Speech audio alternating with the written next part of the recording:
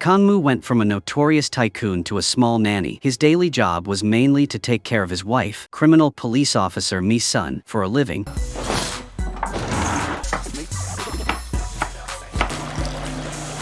잡아 족치기엔 아깝고 이렇게 서로를 합법화하면서 살아가는 게.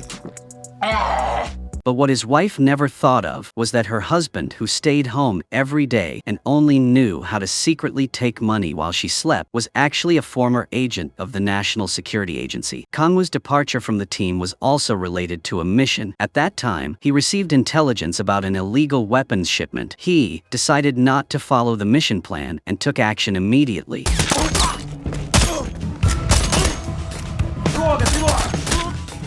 나도 지금 EMP 설치 중이야.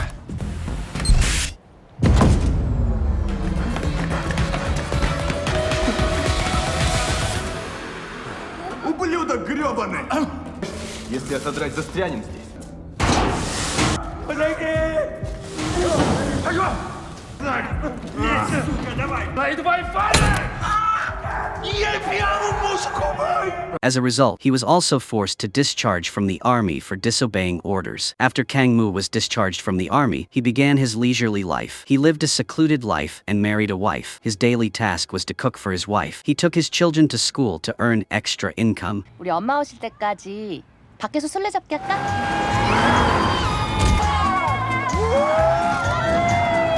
선생님 괜찮아요? 괜찮아. However, the peaceful life only lasted for 6 years. That day, as usual, Kang-mu went out to buy fruit for his wife. 안녕히 계세요.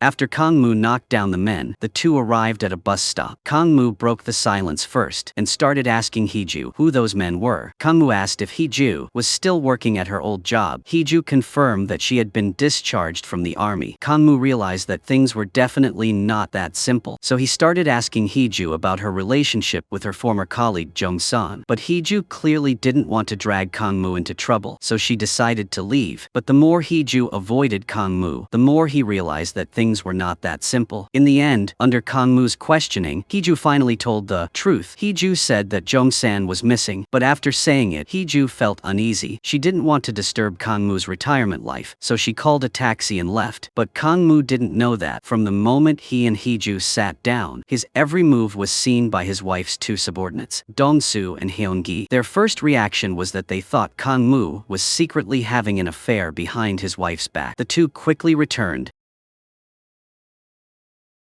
이젠 그냥 그리움이 되겠죠?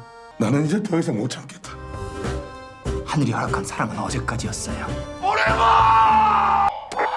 진짜야? At this time, the two people inside were still confirming to Sang-woong that they were sure that the man was definitely Kang-mu. Hearing this, the three of them were scared and ran away, but were called back by Mi-sun. They quickly changed their words and said that maybe it was because it was too dark and they saw wrongly. But in Mi-sun's eyes, she completely believed that Kang-mu would never have an affair, because with Kang-mu's cowardly nature, even if he had 100 guts, he wouldn't dare to have an affair. When Mi-sun returned home, she saw that everything was still normal. There were only a few bills in Kang-mu's wallet. Seeing Kang-mu struggling so much, Mi-sun wanted to buy him a car. Seeing that, Mi-sun kindly took out a stack of money and put it in Kang-mu's wallet. However, as soon as Mi-sun fell asleep, Kang-mu quietly went downstairs. He took out old equipment along with passports from different countries. The memories of his last mission were still clear in his mind. The next morning, Kang-mu brought a gift to visit Hee-ju. It was clear that Kang-mu was still worried about his old friend Jung-san. But Kang-mu did not know that his every move was being monitored by Dong-soo and Hyun-gi. These two used their phones to record all of Kang-mu's actions and traces. Meanwhile, Mi-sun was investigating another case.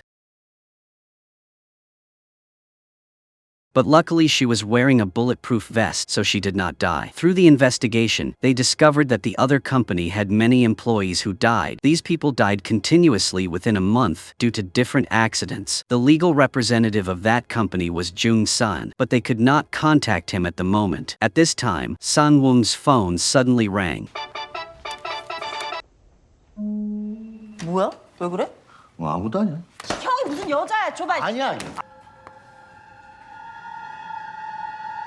Meanwhile, Kang-moo and Hee-ju arrived at her house. As soon as they entered the house, Hee-ju explained to Kang-moo that her previous residence had been exposed, so she was temporarily staying here. This place used to be Jung-san's safe house. Hee-ju turned on the switch and an entrance appeared on the floor. The two of them went down to the safe house below. Hee-ju picked up a document and began to tell Kang-moo why Jung-san was arrested. Jung-san had wanted to make an internal report. The subject of the report was the Ministry of Defense for embezzlement of defense funds. Seeing this information, Kang-moo advised Hee-ju not to worry. He would help her find clues about Jung-san. At this moment, Hee-ju suddenly remembered something, so she took out an envelope from the drawer. She said that someone had put the envelope in her mailbox. Kang-moo opened the envelope and found only a pen inside. With 20 years of experience as a secret agent, Kang-moo quickly discovered something unusual. He immediately broke the pen in half. From the liquid inside, he took out a piece of paper. Then he slowly opened the piece of paper. Inside was contact information. The two entered that information into the browser. As expected, a contact window appeared. Hee-ju did not hesitate to ask the other person if he knew Jung-san. The other person quickly responded and asked Hee-ju if she wanted to meet. But at this point, the two hesitated and did not dare to continue. Fortunately, after Kang-moo analyzed, he was certain that the other person clearly knew Hee-ju's location. But this person did not harm her, so they probably would not harm Hee-ju. Kang-moo went up and started chatting with the other party. The other party also gave them the meeting address. Meanwhile, Mi-sun had just returned home. She took advantage of the evening to start investigating at home. She wanted to find evidence of Kang-moo's affair, but after searching everything, she didn't find anything unusual. The only thing she found was some secret funds that Kang-moo hid in a book. Mi-sun found nothing suspicious.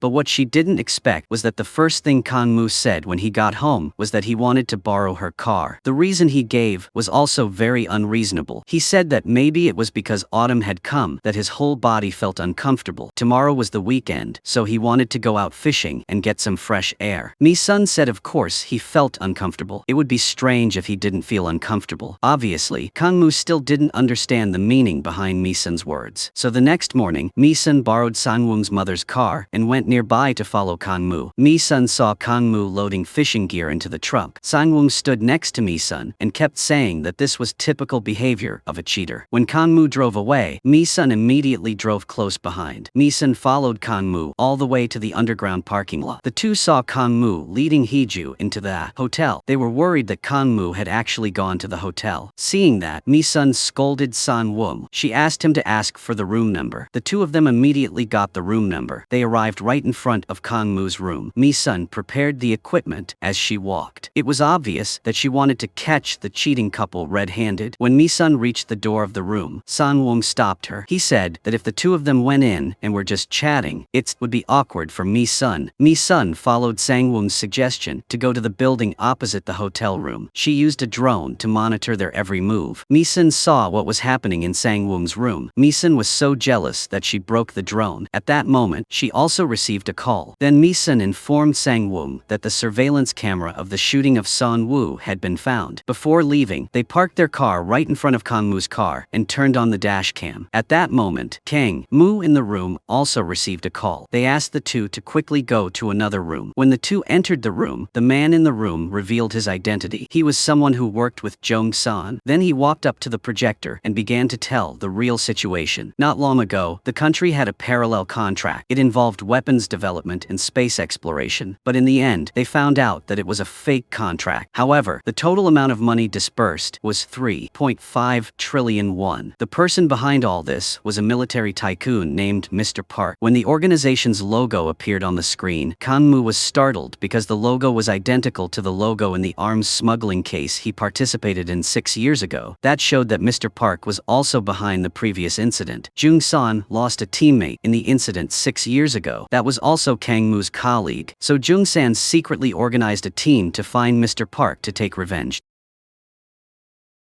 because he believed that if Mr. Park did not find the money, Mr. Park would have to reveal himself. That was when Jung-san planned to arrest Mr. Park, but things did not go as expected. Jung-san was arrested by Mr. Park again. This man immediately told Kang-moo the current location where Jung-san was being held. When the two returned to the safe base, they immediately checked the situation. Jung-san was imprisoned in a mental hospital. The entire hospital was heavily guarded. The place was guarded by armed forces. The two quickly came up with a plan to rescue Jung-san. In the meantime, Mi-sun had temporarily finished her job. Mi-sun looked at the dash cam and saw Hee-ju's face. Mi-sun also got Hee-ju's fingerprints from the hood of the car. Mi-sun brought it to the police station for Dong-soo to compare with the fingerprint database.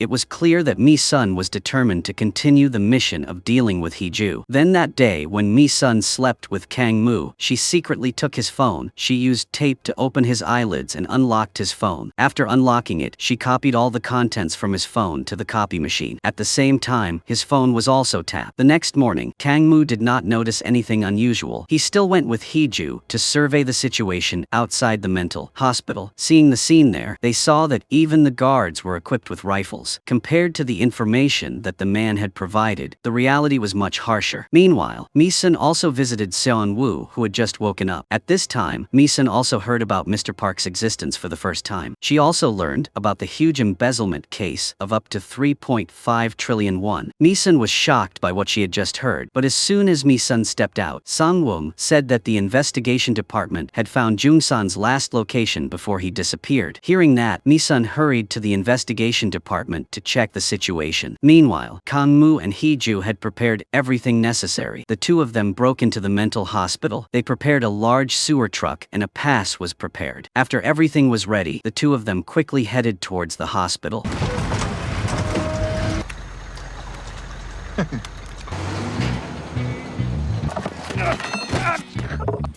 진입 완료.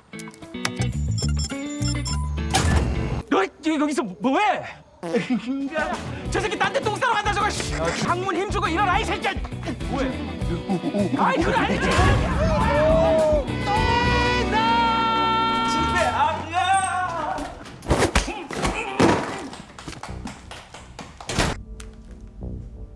이동하시면 내려가는 통로가 보일 거예요.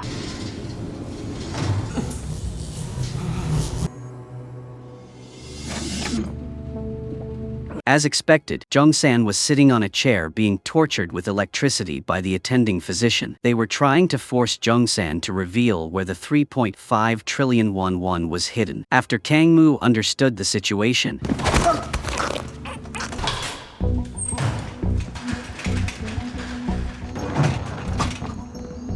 임무 완료.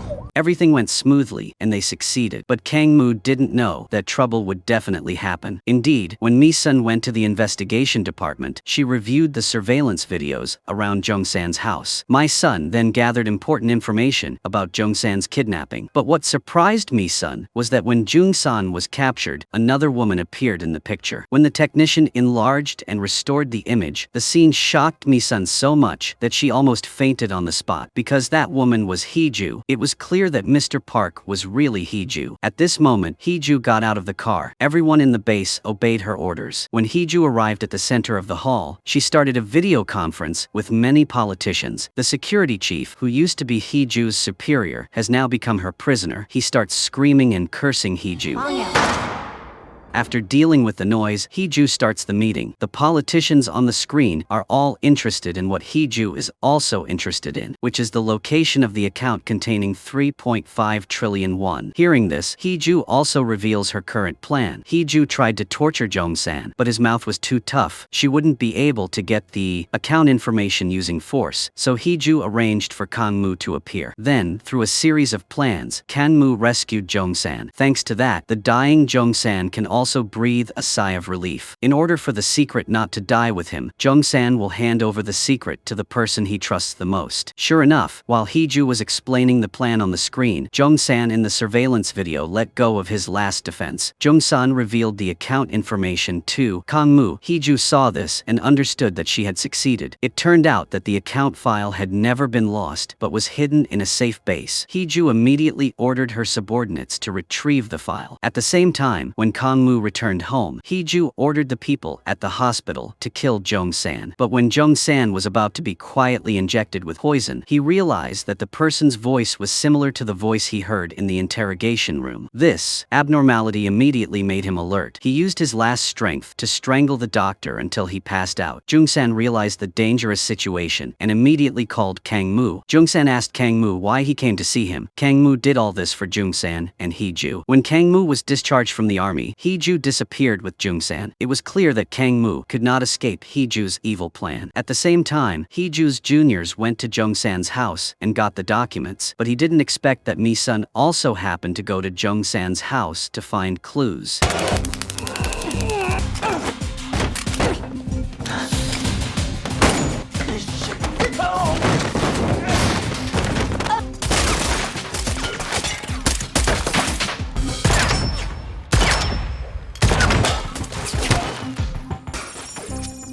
After finishing, her gun ran out of bullets. When he approached step by step, she had to surrender and apologize. He couldn't restore the documents, but there were traces that the documents had been transferred. Seeing that, he had to call Hee-ju. Hearing this, Hee-ju was furious. Hee-ju immediately kidnapped Mi-sun to interrogate her by torture. Hee-ju asked Mi-sun where the transferred copy was, but it was clear that Mi-sun was also very stubborn. With no other choice, Hee-ju started taking drugs with Mi-sun. Hee-ju then called her juniors and told them to live stream Kang-mu's condition for Mi-sun to see. If they counted to 3 and Mi-sun didn't say anything, Kang-mu would die on her phone screen. Luckily, Mi-sun told them the location at the last second, but that location was Kang-mu's phone. Because that phone was also a clone machine, there was data stored in it. Sure enough, Hee-ju quickly confirmed that the file had indeed been transferred to Kang-mu's phone, but as soon as Hee-ju got the data, she ordered Kang-mu to be killed. Then Hee-ju had someone kill Mi-sun.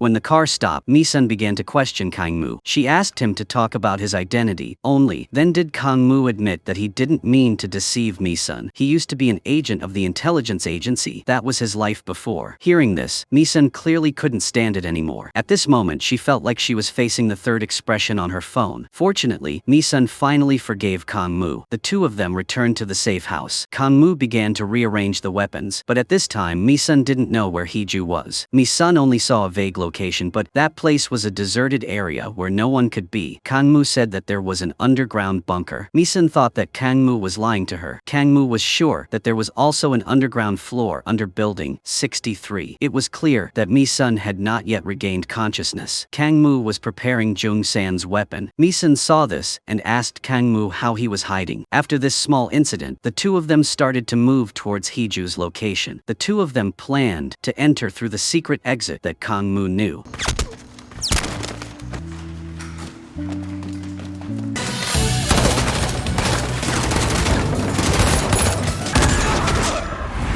At this time, Hee-ju knew that the two of them had entered, but her main goal was still to take all the money in the file, which was 5 trillion won, so she temporarily ignored them. But the hundreds of people under her command were no match for Kang-mu and Mi-sun. In the end, Kang-mu broke the electrical cabinet and cut off all the power to the underground. Hee-ju's subordinates quickly contacted the control center. He asked to turn on the backup power immediately. Everything was restarted from the beginning. Kang-mu told Hee-ju through the walkie-talkie how she could do that to him. Hee-ju was only concerned about the 3.5 trillion won at the moment, so she didn't care about Kang-mu. She asked him where he was, but immediately after, the two of them advanced to Hee-ju's location with great momentum.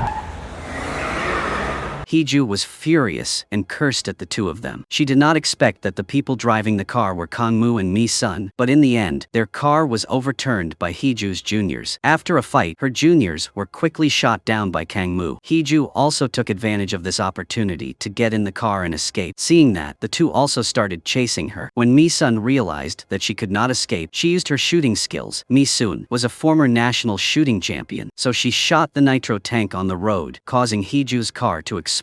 Then the two approached Heeju and successfully recovered the documents about the money. The movie ends here. Thank you for watching, goodbye, and see you again.